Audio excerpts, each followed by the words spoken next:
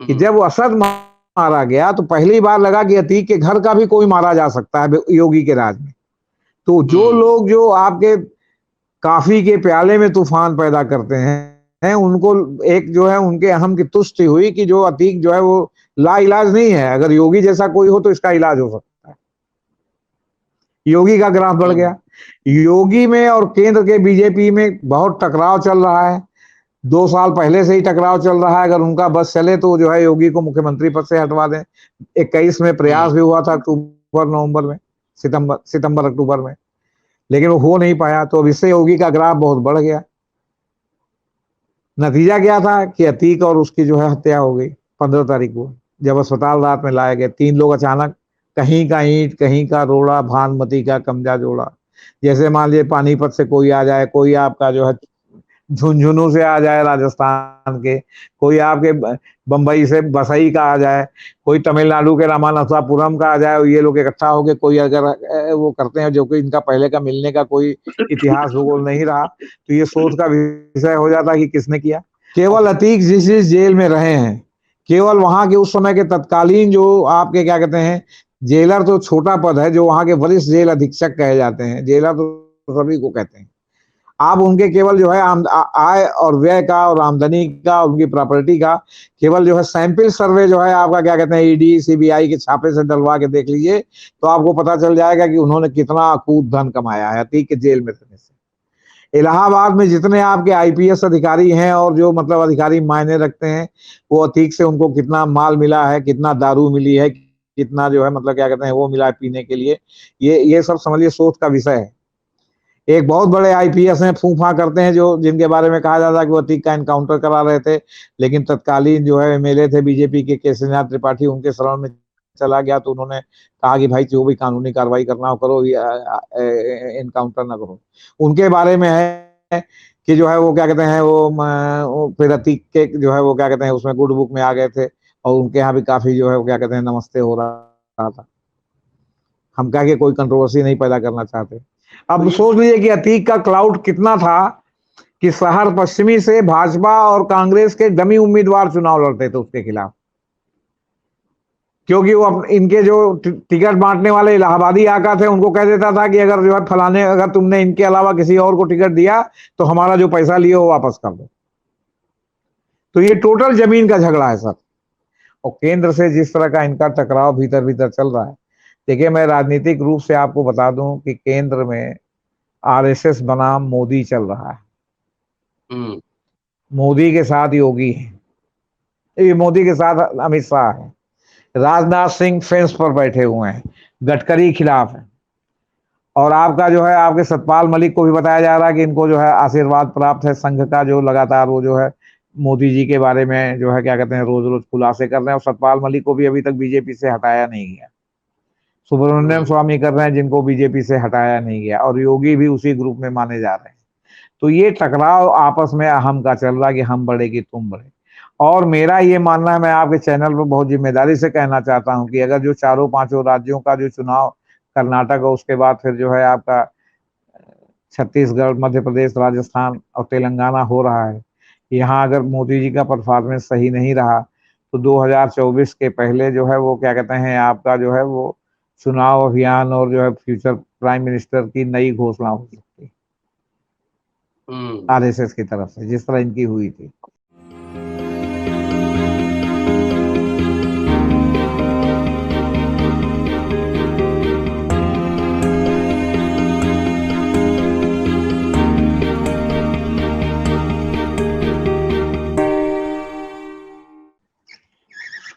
JP Singh साहब हैं, इलाहाबाद में जन्मे हैं और वहीं पर रह रहे हैं।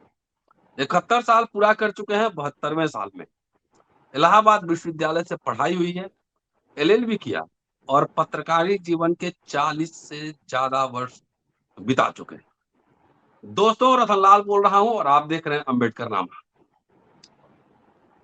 कई दिनों से इलाहाबाद में नेट डिस्टर्ब था, थोड़ा मैं भी व्यस्त था, इसलिए अतीक मर्डर केस के बारे में जेपी सिंह साहब से चर्चा नहीं हुई, और इनसे बेहतर ग्राउंड से कौन बता सकता है इलाहाबाद की राजनीति और वहां बाहुबलियों का राज। इस एपिसोड में इसी विषय पर चर्चा करने वाला हूँ। चूंकि एक जर्नलिस्ट भी रहे हैं, तो वहाँ के राजनीति को, वहाँ के बाहुबलियों के ट्रेंड को, उसके इतिहास को, कैसे मोडस ऑपरेंडी है, काम करते हैं, वो बेहतर तरीके से इनके पास कई तरह की इंफॉर्मेशन होती है। इसलिए इतना विस्तार से जो आप देखने जा रहे हैं इस एपिसोड में, कहीं और नहीं मिलेगा। 4 दशक से ज्यादा का पत्रकारी जीवन है जेपी सिंह साहब का। स्वागत है सर अम्बेडकर नामा में। सर नमस्ते। जी नमस्ते सर। और एक फिल्म भी हमने देखी थी इरफान की, इलाहाबाद पे, जो विश्वविद्यालय में बाहुबलियों पे, गैंगवार पे बनी थी। देखिए सर, फिल्म तो बिल्कुल फैंटेसी है, जी हकीकत नहीं है। जी अब वो तिग्मांशु धूलिया साहब इलाहाबाद यूनिवर्सिटी के प्रोडक्ट हैं, जिन्होंने उस फिल्म को, हासिल फिल्म को बनाया था। बल्कि एक और उनका जो है सीरियल आने वाला है, तो इसी इलाहाबाद यूनिवर्सिटी को बेस करके उसमें भी सभी लड़कों का गैंग वार दिखाया जाएगा। लेकिन जी इलाहाबाद यूनिवर्सिटी के उनके जो है उससे, आपका क्या कहते हैं, वर्जन से मैं सहमत नहीं हूँ। हम्म इलाहाबाद यूनिवर्सिटी चाहे जो भी हो, इलाहाबाद यूनिवर्सिटी अपराध की कभी भी जो है वो क्या कहते हैं यूनिवर्सिटी नहीं रही। ये हमेशा हम्म बौद्धिक यूनिवर्सिटी थी, और आप समझिए कि राजनीतिक यूनिवर्सिटी थी, और पढ़ाकू यूनिवर्सिटी थी। क्यों? हम्म क्योंकि यहाँ एक जमाने में जब तक दिल्ली का वर्चस्व संजय गांधी के समय कायम हुआ और पंजाबी लाबी हावी हो गई आईएएस और तमाम परीक्षाओं पर, तब से जो है यहाँ का जो है माहौल बिगड़ने लगा। मतलब शैक्षिक माहौल में ये कमी आने लगी कि पीसीएस में तो लड़के बहुत सेलेक्ट होते हैं, लेकिन आईएएस में सिलेक्शन यहाँ जो है वो काफी जो है कम हो गया। क्यों? हम्म क्योंकि उसके का सेंटर दिल्ली बन गया। यहाँ तब हम्म लड़के आईएएस बनते थे इलाहाबाद यूनिवर्सिटी में, जब यहाँ कोचिंग नहीं थी। अब तो बिना कोचिंग के कोई लड़का आईएएस बनने के बारे में हमारे ख्याल से संभवतः सोच भी नहीं सकता। कोई बनता हो तो रेयर है। तो शिफ्ट हो गया। तो जो लड़के, अच्छा, और मजे की बात है कि जो इलाहाबाद यूनिवर्सिटी का प्रोडक्ट होता था वो मध्य प्रदेश, आपके क्या कहते हैं, उड़ीसा तक का प्रोडक्ट होता था। वो इलाहाबाद का लोकल गली मोहल्ले में रहने वाले लोग नहीं होते थे। जो आते थे इलाहाबाद पढ़ने, हॉस्टल में रहते थे, जम के पढ़ाई करते थे, पढ़ाई के समय वो दाहिने बाएं भी नहीं देखते थे, वो लोग Oxford PCS of the IAS east, होते थे। Oxford of the east. हाँ, और उस समय ऐसे ऐसे प्रोफेसर भी थे जो राष्ट्रीय स्तर के थे। उस समय जो है वो क्या कहते हैं, सब भाई भतीजावाद, सबको भर्ती कर दो, किसी को बोलना ना है, तू लाता हो तो भी इलाहाबाद यूनिवर्सिटी में प्रोफेसर है इस समय। मतलब तोतला आदमी यूनिवर्सिटी में क्या पढ़ाएगा सर? हम, जब आप कम्युनिकेट ही नहीं कर सकते अपने बच्चों के साथ तो। खैर एनीवे, वो बात नहीं हो रही है। जी आते तो हैं हम बात जरा यह है पॉइंट पे। कि इलाहाबाद में ऐसे छुटभइयों से किसी का, अब जैसे कटरा से और कर्नलगंज से इलाहाबाद यूनिवर्सिटी गुथी हुई है। क्यों? क्योंकि साइंस फैकल्टी उसकी एक एक और कटरा से है, एक और जो है आपका क्या कहते हैं, मतलब कर्नलगंज साइड से है। दूसरी जो है आपका जो आर्ट्स फैकल्टी है वो आपका क्या कहते हैं उधर से कटरा से है, इधर से एलेनगंज से है। आपकी लॉ फैकल्टी बिल्कुल एकदम अलग है, कैंट एरिया में सब सटा हुआ है, लेकिन बिल्कुल एक कैंपस में नहीं है। 3-3 4-4 कैंपस हैं, आपसे बता, बीच जी में सर, सड़क है। आते हैं अतीक अहमद पे। नहीं नहीं, सुन लीजिए एक मिनट। अब जब अच्छा। आपने छेड़ दिया है तो कहने का मतलब है कि इलाहाबाद यूनिवर्सिटी कभी आपराधिक यूनिवर्सिटी नहीं रही। जी अभी भी पढ़ाकू यूनिवर्सिटी है, अभी भी बहुत लड़के पीसीएस में और तमाम सर्विसेज में, एसएससी में, सब में आते रहते हैं।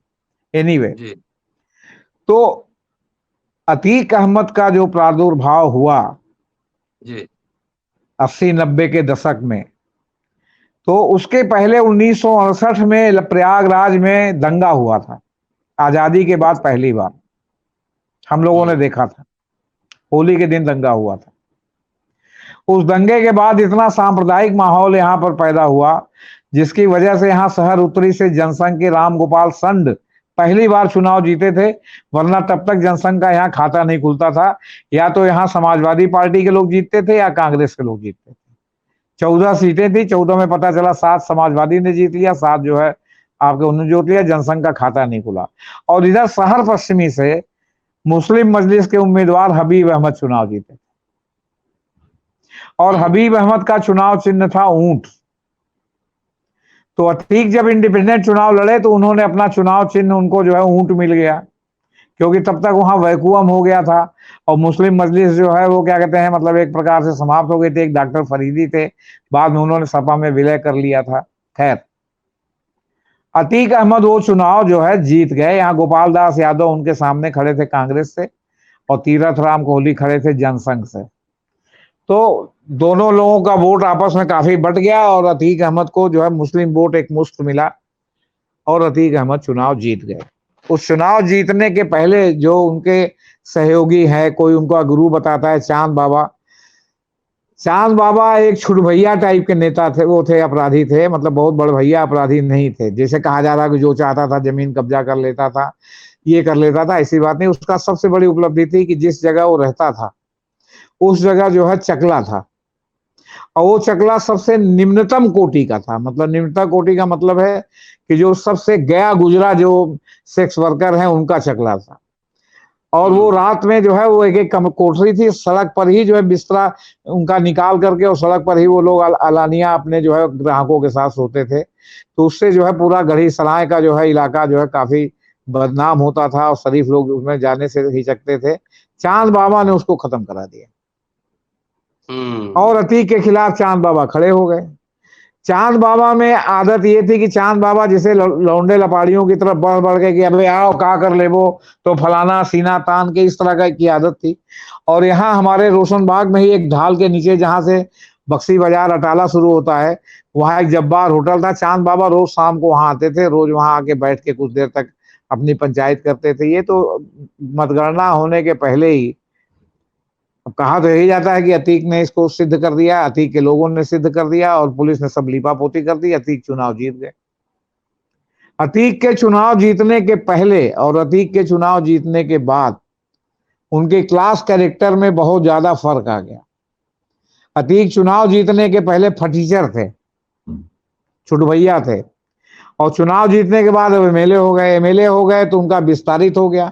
इसके बाद वो स्क्रैप के धंधे में घुस गए। फिर वो जो है आपका नई नई कॉलोनियां सब जो है आगे जहां जहां जमीन खाली है वहां बनने लगी, तो जमीन के धंधे में घुस गए।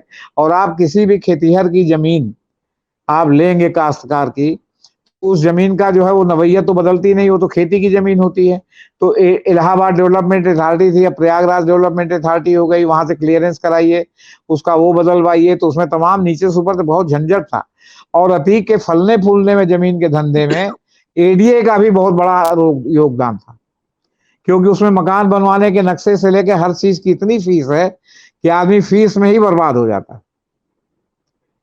मतलब नक्शा पास कराने से लेके डेवलपमेंट शुल्क, तो ये शुल्क तो वो शुल्क। इसके बाद अगर आपने वहां के लोगों को पैसा नहीं दिया तो आपके मकान में आके नक्शे में नुक्स निकालने लगेंगे कि आपकी सीढ़ी यहाँ थी, आपने ऐसे बनवा लिया, इसको तोड़वाइए, तो फलाना, तो आपने एक कमरा बेसमेंट में क्यों बनवा लिया, बेसमेंट तो आपके नक्शे में था नहीं, तो एक कमरा आपने छत पर क्यों बनवा लिया, छत का तीसरी मंजिल का नक्शा तो पास नहीं है। मतलब इस तरह के तमाम। और अतीक की जमीन लेने पर और अतीक के यहाँ वहां जमीन में मकान बनवाने पर एडीए वाले वहां फटकने तक नहीं जाते थे, अतीक के जलवे की वजह से। या कोई गया 5,000 10,000 रुपया लेके चला गया, फिर उसके बाद उसका, तो आप समझिए कि इनके इलाके में 90% मकान जो नए बने हैं सब समझ लीजिए बिना नक्शे के बने हैं। अगर उसका कर्सी किसी को है तो अतीक अहमद को है। तो एडीए का नुकसान हुआ, एडीए को जो तमाम पैसे मिलते नहीं मिले।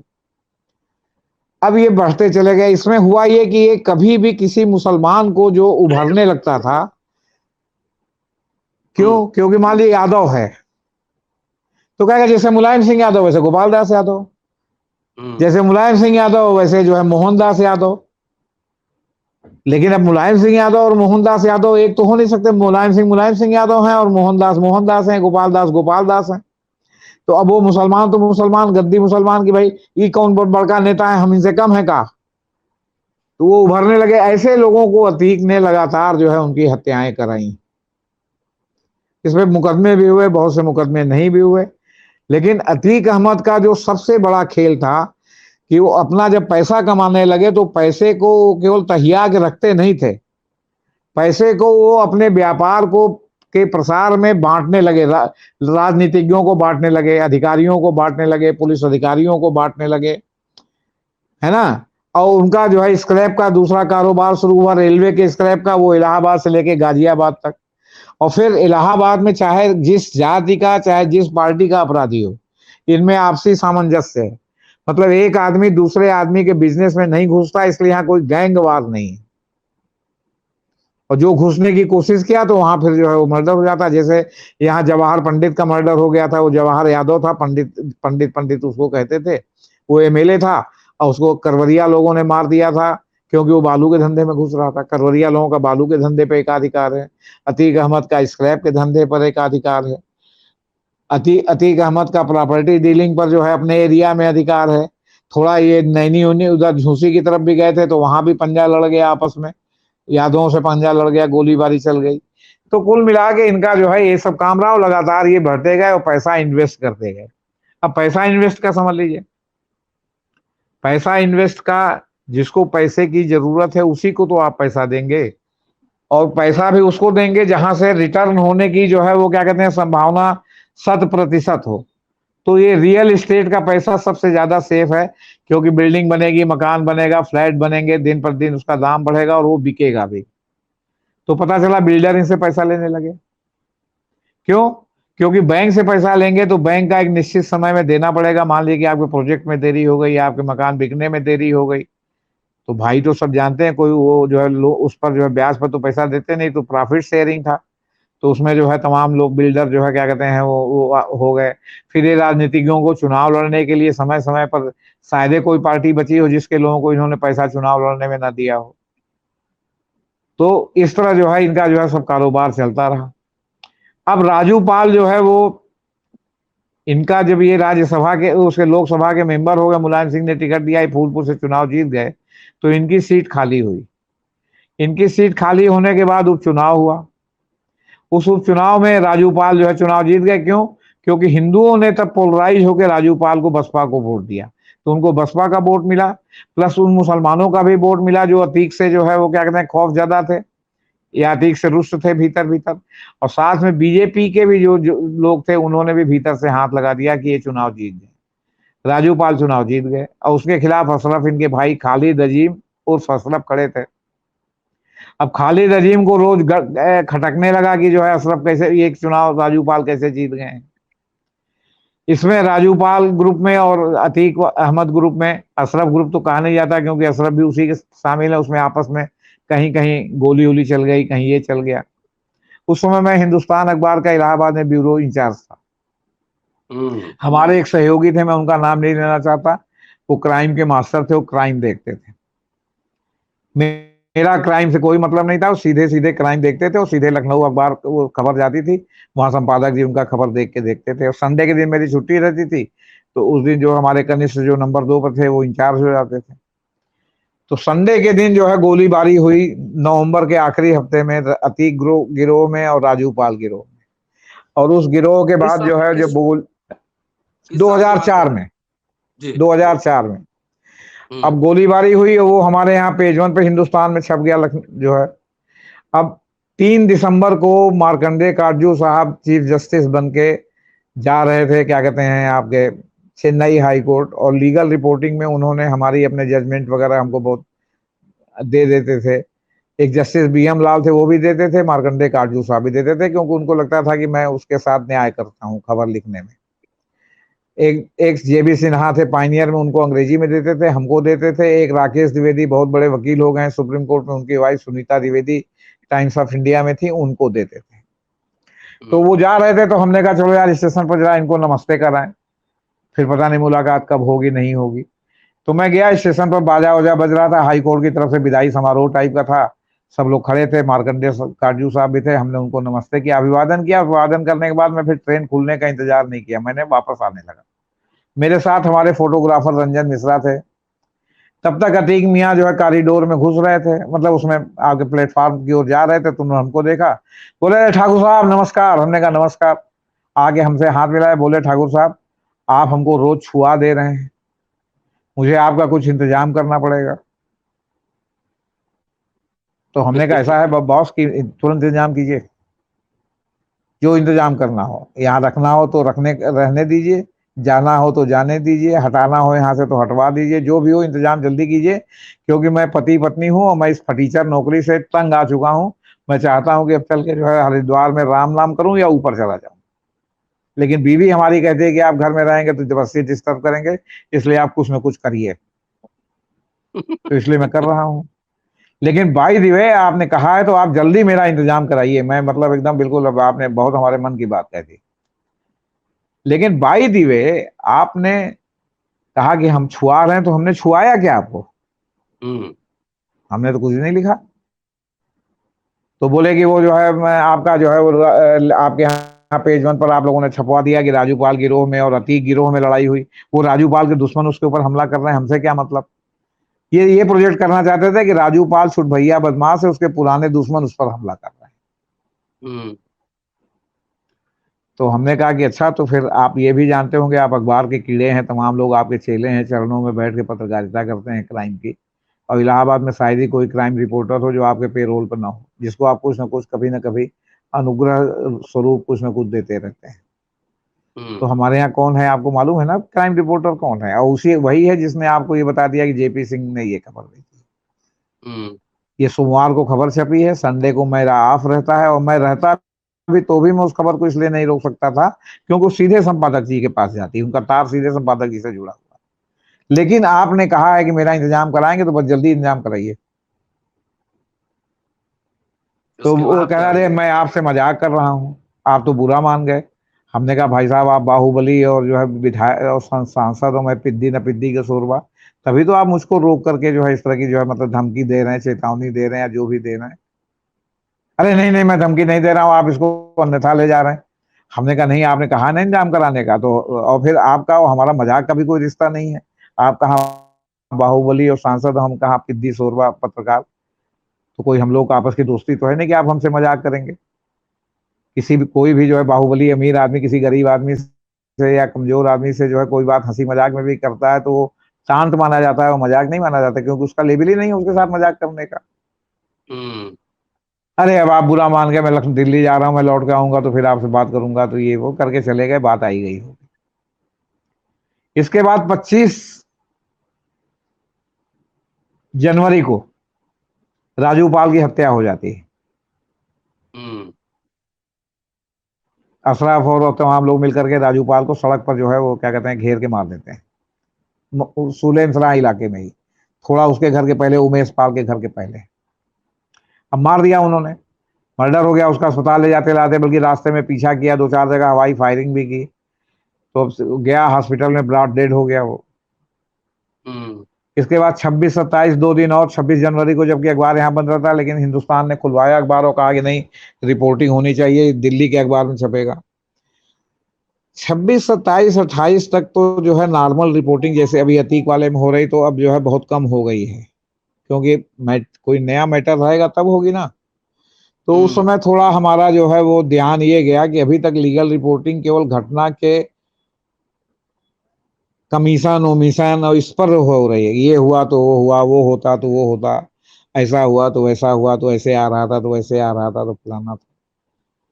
हमने पहली बार इलाहाबाद में लीगल एंगल से जो है अपराध की रिपोर्टिंग की, जो कि मेरा क्षेत्र नहीं था। अच्छा। संपादक जी से हमने कहा कि भाई लीगल एंगल से हम करेंगे, अगर आपको हमारी स्टोरी अलग लगे तो फिर आप इसको न्याय कीजिएगा। उन्होंने न्याय भी किया, और 17-18 दिन जो है आपका 28 जनवरी से 17-18 दिन लगातार हमारी रिपोर्ट चली, और यहाँ तक कि हमने पोस्टमार्टम की रिपोर्ट की भी धज्जियां उड़ा दी, क्योंकि हमने जो किताबें खरीदी ला की, उसमें मोदी का मेडिकल जूरिस्प्रूडेंस भी खरीदा, और पालिक का मेडिकल जूरिस्प्रूडेंस भी खरीदा, जो मास्टर जो है वो मेडिकल जूरिस्प्रूडेंस की मतलब वो कही जाती है, मतलब आप समझिए कि वो बाइबिल कही जाती है मेडिकल जूरिस्प्रूडेंस की, मोदी की का जूरिस्प्रूडेंस, और सब अंग्रेजी में, हिंदी में नहीं। तमाम सब सीआरपीसी आईपीसी की पूरी कमेंट्री के साथ, पुलिस मैनुअल, जेल मैनुअल, मैंने क्या नहीं, पुलिस डायरी, मैंने कि हम एकदम की मतलब क्या ये कर रहे हैं, कैसे लिपापोती हो रही है। इसकी रिपोर्ट रोज छपी, और छपने के बाद ये स्थिति हुई कि दिल्ली के कई चैनलों के तमाम क्राइम रिपोर्टरों को उन लोगों ने भेजा हमसे वो सब कागज लेने के लिए, और उसमें जो है आपका जो है वो जांच शुरू हुई, जांच होने में जो है वो लिपापोती होने लगी, फिर वो आपके लंबी कहानी है, मतलब सीबीआई जांच के लिए सुप्रीम कोर्ट में गया, सुप्रीम कोर्ट ने फिर इलाहाबाद हाई कोर्ट भेज दिया, स्टे हो गया प्रोसीडिंग, और इधर अतीक ने सोचा कि जल्दी जल्दी हम गवाही करा के फैसला करा दें। तो तमाम फैसले भी हो गए, उसमें गवाही भी हो गई, और उस समय मुलायम सिंह की सरकार थी। और ये जो ये जो उमेश पाल है, ये पक्षद्रोही हो गया, मतलब हॉस्टाइल विटनेस हो गया, हॉस्टाइल। तो पक्षद्रोही हो गया, तो जो है वो क्या कौन कहते हैं, उसके बाद फिर दो कौन साल बाद है उमेश पाल, कौन? जिसका मर्डर हुआ है। अच्छा, वो किस केस में हॉस्टाइल हो गया? राजू पाल केस में वो हॉस्टाइल हो अच्छा गया, राजू पाल का रिश्तेदार था, अच्छा उसकी अच्छा। बीवी पूजा पाल के साथ था, तो हॉस्टाइल हो गया। तो बहरहाल इस बीच में जो है जांच वो हो गई, बाद में सीबीआई के पास जांच चली गई। तो सीबीआई ने जो सब चार्जशीट दाखिल की, उसमें उमेश पाल को गवाह नहीं रखा, वो नए सिरे से उन्होंने चार्जशीट दाखिल की, पुराना सब कैंसिल हो गया आपको बता। और उसमें उमेश पाल को इसलिए नहीं रखा क्योंकि वो पक्षद्रोही हो गया था। लेकिन इस बीच में सरकार बदल गई, उत्तर प्रदेश में मायावती की सरकार आ गई, तो हम्म डर के मारे, और वो जो चुनाव हुआ उसमें जो है पूजा पाल चुनाव जीत गई, तो डर के मारे इसने अतीक के खिलाफ अपने अपहरण का मुकदमा दर्ज कराया कि इन्होंने बयान बदलने के लिए मेरा अपहरण किया था, इसलिए हम्म। जो है मुझे बयान बदलना पड़ा, और ये मेरा अपहरण करके ऐसे ऐसे ले गए ऑफिस में, अपने मारा पीटा। उसी में अतीक को भी आजीवन कारावास की सजा हुई थी, जी हुई थी नहीं मतलब हुई, मतलब अभी पिछले दिनों हुई थी, उसके बाद उनका जी। मर्डर हुआ। तो अतीक पाल को, जो ये जो उमेश पाल को कहा जाता है कि ये उनके उसमें गवाह था, तो दरअसल गवाह नहीं था। अब देखिए इसमें टोटल जमीन का बिजनेस का मामला है, और हम्म ये जमीन के बिजनेस का मामला ये है कि मान लीजिए कि हमने तय कर लिया कि हम आपको जमीन नहीं देंगे, हमने किसी और को जमीन दे दिया, तो जमीन दे दिया, तो जमीन में जो आदमी खरीदे, जो आदमी फिर उसको प्लाटिंग करके बेचेगा, तो कोई मकान बनवाने आएगा। तो हम्म अतीक के गुर्गे उमेश पाल भी उसी में मिले थे, वाचस्पति जो है बीजेपी के एमएलए हैं, वो भी उसी में सब शामिल है, सब हैंड इन ग्लो है। अगर बात निकलेगी तो इतनी दूर तक जाएगी कि बीजेपी या कोई राजनीतिक दल संभाल नहीं पाएगा, आपको बता। हम्म। अब सोच लीजिए कि अतीक का क्लाउड कितना था, कि शहर पश्चिमी से भाजपा और कांग्रेस के डमी उम्मीदवार चुनाव लड़ते थे उसके खिलाफ, क्योंकि वो इनके जो टिकट बांटने वाले इलाहाबादी आका थे, उनको कह देता था कि अगर जो है फलाने, अगर तुमने इनके अलावा किसी और को टिकट दिया तो हमारा जो पैसा लिए वो वापस कर दो। तो ये टोटल जमीन का झगड़ा है सर। तो उसमें अतीक के आदमी पहुंचे, उन्होंने कहा कि जमीन तुम कैसे ले रहे हो, ये तो जमीन हमारी है। तो तुमने कहा हमने रजिस्ट्री कराई, तो रजिस्ट्री करा लोगे तो तुम्हारे पिताजी की हो जाएगी। अब उसके बाद मामला अतीक के यहाँ गया, तो अतीक ने कहा भाई तो जमीन हमारा है, तुम कहा ले लियो। कितने में लिए हो? अच्छा 2 लाख में। अच्छा भाई 2.5 लाख रुपए इनको दो। तब तक जमीन की कीमत 5 लाख हो गई है, क्योंकि तुरंत लेके जमीन तो बहुत कम लोग बनवाते हैं ना, लेके छोड़ दिया, बाउंड्री वाल करा दी। अब बाउंड्री वाल कराया तो बीच में एक नई बाउंड्री वाल खड़ी कर दी जमीन के बीचों बीच में, ये तो हमारा है। अब इस तरह सब जो है सब धंधा यहाँ चल रहा था, जो दूसरे लोग करते थे। तो इस बीच में क्या हुआ कि अतीक अहमद और ये जेल चले गए, अतीक का साला जकी जेल चला गया, अली और उमर जेल चले गए। लखनऊ वाला कांड हो गया, जो आपका मोहित जायसवाल वाला, जिसको बुला के इन्होंने देवरिया जेल में बहुत पीटा पाटा था। तो उमेश पाल का मन जो है बढ़ गया, और उमेश पाल इस बीजेपी में शामिल हो गए। आपका जो यहाँ के गवर्नमेंट एडवोकेट एक पाल साहब है, वो भी उनके साथ है, मतलब उमेश पाल के साथ एक गवर्नमेंट एडवोकेट है हाईकोर्ट में, पाल साहब, वो भी उमेश पाल के साथ बताए जाते हैं कि वो भी शामिल थे, वो भी, उनका भी बिजनेस में कुछ दखल था। अब ये क्या हुआ कि ट्रिपल आईटी है, ट्रिपल आईटी के पास एक जो है केंद्रीय विश्वविद्यालय है, एक केंद्रीय विद्यालय है। केंद्रीय विद्यालय से लेके एक नेशनल लॉ यूनिवर्सिटी का कैंपस बन रहा है, उसके बीच में जो है काफी बड़ी जमीनें हैं, 300 बीघे के करीब लोग बताते हैं जमीनें, उसको ग्रीन वैली कहा जाता है। तो ग्रीन वैली का ज्यादातर जमीन जो है अतीक ने वायदा कारोबार में लिया था। हमने आपसे कहा कि भाई इस जमीन की कीमत कितनी है, आपने कहा कि भैया इस जमीन की कीमत हमको जो है 3 लाख मिल रही है। कहीं चलो हम 3.5 लाख 4 लाख देंगे, अब जमीन हमारी हुई, ये एडवांस लो, तुमको जैसे जैसे जमीन हम बेचेंगे वैसे वैसे रजिस्ट्री तुम जाके करते जाना, तुमको पैसा मिलता जाएगा। अतीक जेल चले गए, जकी जेल चले गए। तो अब ये उमेश पाल ने क्या किया कि उस जमीन को बेचना शुरू कर दिया। उनको कहा कि 3 लाख में लिए, हम तुमका 4 लाख दिलवा रहे हैं, और जमीन का दाम बढ़ता ही, आज आपने 3 लाख में खरीदा, कल उसका 5 लाख उसका दाम हो जाए, परसों 9 लाख हो जाए, नरसों जो है 12 लाख हो जाए। जमीन का दाम तो आसमान छू रहा, उससे तो बढ़िया लिक्विडेटिव कोई बिजनेस ही नहीं है जमीन के धंधे से। मर्डर भी होते हैं इसीलिए, और लोग झंझटिया जमीन भी ले लेते हैं। बाकी अतीक का जहां पदार्पण हो जाता तो वहां कौन पंजा लड़ाए उनसे, जो उन्होंने कहा वो मान लेते थे। भाई अतीक की तो ये पोजीशन थी कि उन्होंने कहा कि रतनलाल जी आपका चश्मा मुझे बहुत अच्छा लग रहा है, तो आप कहेंगे ले लो भाई, ऐसे निकाल के आपने कहा ले लो भाई, तो अतीक ने ऐसे पहना, कहा हाँ यार क्यों अच्छा लग रहा है, तो चार चमचे कह रहे भाई बड़ा अच्छा लग रहा है, अब हो गया चश्मा उनका। ये नहीं कि आपको दूसरा चश्मा मंगा के दें या कहें यार कितने का, अब आप चश्मे का पैसा लेंगे। मैंने ये स्थिति थी अतीक की, इतना मन बढ़ गया था उनका। तो तो उमेश अब पाल का उसमें कि जो, हाँ, जी, उमेश पाल के अब बारे में उसमें पूछ रहा क्या था हुआ मैं। कि बेचने लगे, तो उसने वहां से इनको हड़काया कि यार तुम ये सब काम क्यों कर रहे हो। हम्म ये नहीं माने, तो नहीं हम्म माने तो जो हुआ आपके सामने है। अब हम्म इस बीच में जो जितने पुलिस वाले जितने, अब आप समझिए, केवल अतीक जिस जेल में रहे हैं, केवल वहां के उस समय के तत्कालीन जो आपके क्या कहते हैं, जेलर तो छोटा पद है, जो वहां के वरिष्ठ जेल अधीक्षक कहे जाते हैं, जेलर तो सभी को कहते हैं।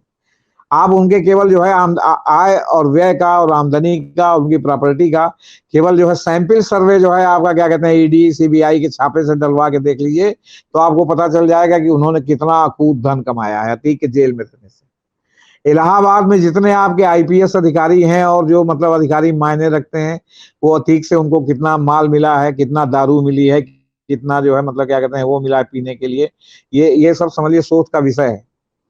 एक बहुत बड़े आईपीएस हैं, फूफा करते हैं, जो जिनके बारे में कहा जाता है कि वो अतीक का एनकाउंटर करा रहे थे, लेकिन तत्कालीन जो है एमएलए थे बीजेपी के केसरीनाथ त्रिपाठी, उनके शरण में चला गया, तो उन्होंने कहा कि भाई जो भी कानूनी कार्रवाई करना हो करो, एनकाउंटर ना करो। उनके बारे में है कि जो है वो क्या कहते हैं वो फिर अतीक के जो है वो क्या कहते हैं उसमें गुड बुक में आ गए थे, और उनके यहाँ भी काफी जो है वो क्या कहते हैं नमस्ते हो रहा था। हम कह के कोई कंट्रोवर्सी नहीं पैदा करना चाहते। तो ये पूरी कहानी है सर, इस तरह जो है सब चलता रहा। अब चलने के बाद जो है वो आपका क्या कहते हैं, अब ये इसमें जो है जो मर्डर हुआ, इसमें और लोग भी थे, इसमें अतीक का लड़का एक कार में बैठा हुआ था, उमर।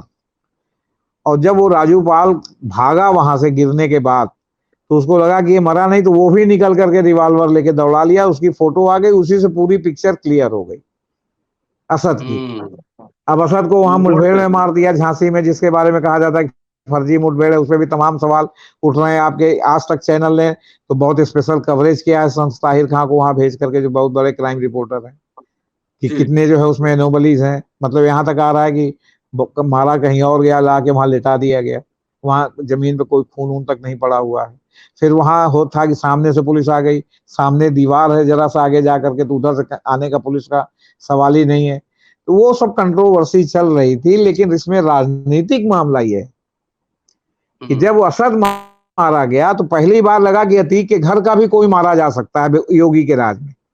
तो जो हम्म लोग जो आपके काफी के प्याले में तूफान पैदा करते हैं, उनको एक जो है उनके अहम की तुष्टि हुई कि जो अतीक जो है वो ला इलाज नहीं है, अगर योगी जैसा कोई हो तो इसका इलाज हो सकता है। योगी का ग्राफ बढ़ हम्म गया। योगी में और केंद्र के बीजेपी में बहुत टकराव चल रहा है, 2 साल पहले से ही टकराव चल रहा है। अगर उनका बस चले तो जो है योगी को मुख्यमंत्री पद से हटवा दें। 21 में प्रयास हम्म भी हुआ था, अक्टूबर नवंबर में, सितंबर अक्टूबर में, लेकिन वो हो नहीं पाया। तो अब इससे योगी का ग्राफ बहुत बढ़ गया। नतीजा क्या था कि अतीक और उसकी जो है हत्या हो गई 15 तारीख को, जब अस्पताल रात में लाए गए। 3 लोग अचानक, कहीं का ईंट कहीं का रोड़ा, भानुमति का कमजा जोड़ा। जैसे मान लीजिए पानीपत से कोई आ जाए, कोई आपका जो है झुंझुनू से आ जाए राजस्थान के, कोई आपके बंबई से बसई का आ जाए, कोई तमिलनाडु के रामानथापुरम का आ जाए, और ये लोग इकट्ठा होकर कोई अगर वो करते हैं जो कि इनका पहले का मिलने का कोई इतिहास भूगोल नहीं रहा, तो ये शोध का विषय हो जाता है कि किसने किया। और फिर योगी भी अच्छी तरह जानते हैं कि अगर जो है अतीक को कुछ हुआ तो कानून व्यवस्था की उठेगी, क्योंकि एक बार का सांसद, 5 बार का विधायक, उसका भाई भी विधायक, इस तरह हाई प्रोफाइल और पुलिस की अभिरक्षा में मारा गया। तो अब उस पर जो है तमाम राजनीति हो रही, तमाम ये हो रही, और सब लोगों को यही हो रहा कि कोई तो और है जो इसको संचालित कर रहा है, जिसने इन लोगों को इकट्ठा किया। फिर जिसकी 10 रुपए की हैसियत नहीं है, उसके पास 7 लाख से 10 लाख की जिगाना, जो टर्की की बनी हुई जो है क्या कहते हैं रिवॉल्वर है, वो है जिससे मारा है। फिर वो जिस तरह नाटकीय ढंग से उन्होंने अपने को सरेंडर कर दिया। और योगी जी जो जरा सी बात पर बुलडोजर चलाते हैं, आज तक कम से कम जालौन में एक अपराधी तो जालौन का है ना, यूपी का। एक मान लीजिए कि यूपी के बाहर का है, उधर पानीपत साइड का बताया जा रहा है, एक बताया जा रहा है आपके क्या कहते हैं नहीं, एक बांदा का है, तो बांदा और बांदा। जालौन में तो बुलडोजर चलवा सकते हैं। अभी तक तो बुलडोजर नहीं चला सर।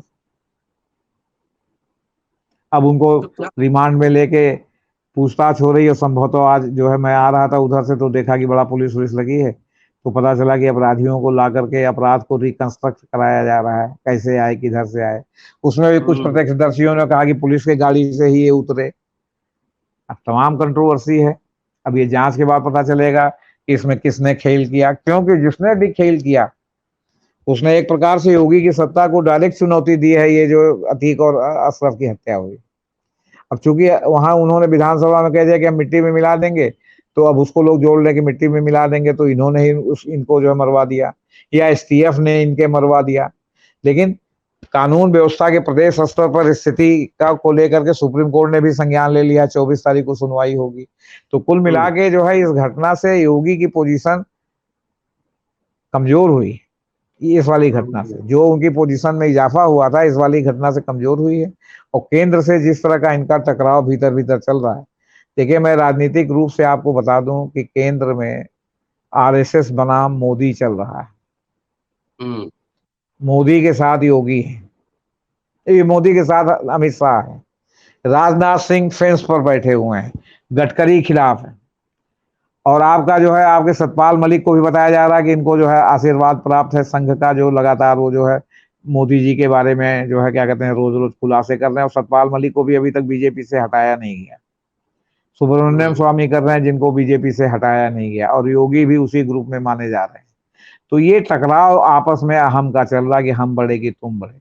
और मेरा ये मानना है, मैं आपके चैनल पर बहुत जिम्मेदारी से कहना चाहता हूं कि अगर जो चारों पांचों राज्यों का जो चुनाव, कर्नाटक और उसके बाद फिर जो है आपका छत्तीसगढ़, मध्य प्रदेश, राजस्थान और तेलंगाना हो रहा है, यहाँ अगर मोदी जी का परफॉर्मेंस सही नहीं रहा, तो 2024 के पहले जो है वो क्या कहते हैं, आपका जो है वो चुनाव अभियान और जो है फ्यूचर प्राइम मिनिस्टर की नई घोषणा हो सकती है हम्म आरएसएस की तरफ से, जिस तरह इनकी हुई थी।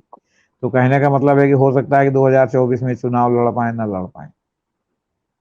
मतलब योगी चुनाव होंगे मतलब उम्मीदवार? जी योगी उम्मीदवार बोलिए। होंगे आरएसएस के? नहीं, आरएसएस के उम्मीदवार अभी तो शायद योगी ना हो, क्योंकि योगी के पास उम्र है, योगी अभी 50 साल के फेटे में है। गडकरी हो सकते हैं। गडकरी। और सतपाल मलिक ने जो जिस तरह खुलासा किया है, उसमें राजनाथ सिंह की भूमिका भी बहुत संदिग्ध हो गई हो, जो पुलवामा में हेलीकॉप्टर नहीं दिया है ना। हालांकि वो तो सब डोभाल वगैरह का सब कार्यक्रम था, लेकिन अब चूंकि उस होम मिनिस्टर उस समय राजनाथ सिंह थे, तो राजनाथ सिंह को भी जो है मुंह दिखाते नहीं बन रहा है, जो आपके सैनिक मारे गए पुलवामा में। तो हम्म। इसलिए जो है वो तो फिलहाल पुलवामा को देखते हुए उनका तो नाम है, हालांकि दावेदार वो भी, लेकिन इधर गडकरी, और गडकरी के बाद होगी। जी चलिए, तो आपसे एक बार मुलाकात हुई अतीक की, उसके पहले ना नहीं, उसके बाद? नहीं प्रेस में और हमेशा तो प्रेस कॉन्फ्रेंस में इसमें उसमें तो मुलाकात होती रहती थी ना, क्योंकि अच्छा। अतीक अपराधी से ज्यादा पॉलिटिशियन हो गए थे ना। लेकिन हम्म। वो इस मतलब ये राजू पाल कांड के पहले जो है वो क्राइम रिपोर्टिंग को लेकर के एक बार जो मुलाकात, मतलब उस बार जो मुलाकात हुई उसमें अतीक ने हमको धमकी दी। उसके बाद तो कई बार मुलाकात हुई, तो ना हम उनकी तरफ ताकते थे ना वो हमारी तरफ ताकते थे। और उनकी प्रेस कॉन्फ्रेंस अगर कोई हो भी, मान ली पॉलिटिकल वाली प्रेस कॉन्फ्रेंस हो, तो मैं दूसरे को भेज देता था, हम्म। दूसरे रिपोर्टर को भेज देता था कि भाई जाओ तुम प्रेस कॉन्फ्रेंस ही कवर करके आओ। मैं जाता ही नहीं था, क्योंकि क्या फायदा कन्फ्रंटेशन करने से, आप बता। जी जी जी। लेकिन मैंने इसका एफआईआर वगैरह कहीं नहीं कराया, जैसे तुरंत लोग करा देते हैं कि मेरी जान को खतरा है और सुरक्षा ले लेते हैं। क्यों? क्योंकि पेन की ताकत को मैं जानता हूं कि ये जो है आपकी उससे बड़ी होती है, तोप से बड़ी होती है। जो कहते हैं नहीं, ना कि वैसे भी तोप आप ठाकुर साहब हैं, मुकाबिल आप हो तो, डरने वाले थोड़ी हैं। नहीं तोप मुकाबिल हो तो अखबार निकालो, नहीं अखबार डरते हैं निकाल। लोग। इसलिए डरते हैं लोग कि वो कंप्रोमाइज करते हैं। जब हर स्टेप पर आप कंप्रोमाइज करेंगे तो आपको डरना पड़ेगा। सर, एक रोल ऑफ मीडिया इस केस में, अतीक वाले केस में अगर देखिए, तो जिस तरीके से मीडिया की रिपोर्टिंग आ रही है, देखिए कोई भी अपराधी, दुर्दांत से दुर्दांत अपराधी हो, सजा तो न्यायालय को देना है। और जहां पर सीएम कहने लगे मिट्टी में मिला देंगे और बुलडोजर चला देंगे, तमाम ये करने लगे, वही भाषा अगर मीडिया की भी हो, तो क्या ये राष्ट्र पे रूल ऑफ लॉ पे एक सीरियस सवाल नहीं उठ रहा है?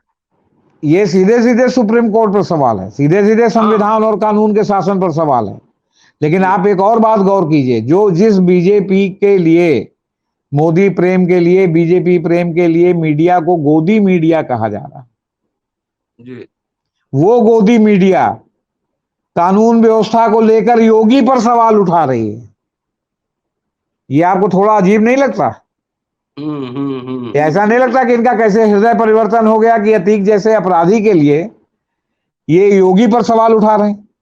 यहीं पर लेटा हुआ है केंद्र और योगी के बीच में टकराव का सवाल, एक दूसरे को नीचा दिखाने का सवाल यहीं पर, क्योंकि इनकी पूरी मशीनरी रिपब्लिक टीवी से लेके आज तक सारे लग गए हैं जो है आपके क्या कहते हैं योगी की कानून व्यवस्था की धज्जियां उड़ाने में।